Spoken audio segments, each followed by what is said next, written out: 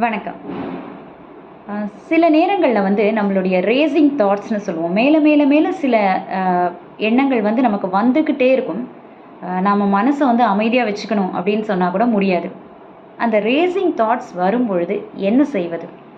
மேலே மேலே மேலே ஏதாவது ஒரு எண்ணம் வந்துகிட்டே இருக்கும். எதையோ பற்றி யோசிச்சுட்டே இருக்கும்.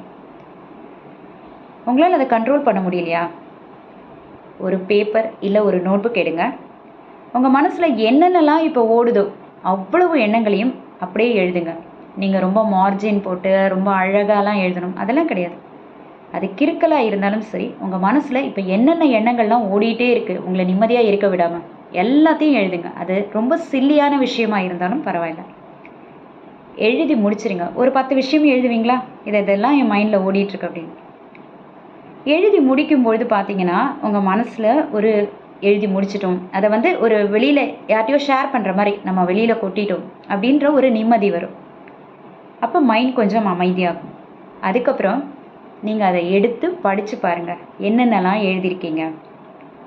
நீங்கள் ஒரு 10 விஷயம் எழுதியிருந்தீங்கன்னா ஒரு 4 விஷயம் கூட நீங்கள் கவலைப்படுவதற்கு அவ்வளோ வர்த்தாக இருக்காது.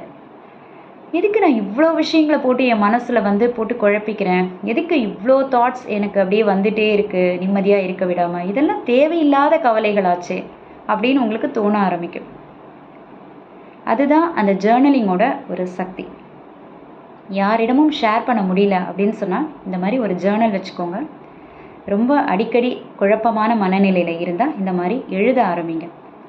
எழுத ஆரம்பிச்சுட்டு படிக்க ஆரம்பிக்கும்போது உங்களுக்கு அதில் ஒரு கிளாரிட்டி கிடைக்கும். இதெல்லாம் வருத்தப்படுவதற்கு தேவைதானா, இல்லை தேவையில்லாமல் அளவுக்கு அதிகமாக நான் கவலைப்படுறேன், இதெல்லாம் அதில் எதுக்கு தீர்வு காண முடியும் அப்படிங்கிறதையும் பாருங்கள். சரி, இதுக்காக நான் கவலைப்படுறேன், இதுக்கு என்ன பண்ணலாம்? சில விஷயங்களுக்கு தீர்வுகள் இருக்கும்.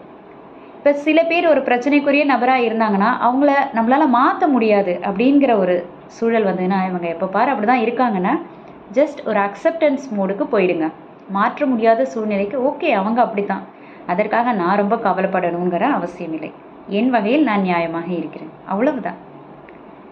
இப்படி ஒரு கிளாரிட்டி ஆஃப் தாட்ஸ் வரும்பொழுது உங்கள் மனம் எப்பவும் அமைதியாக இருக்கும்.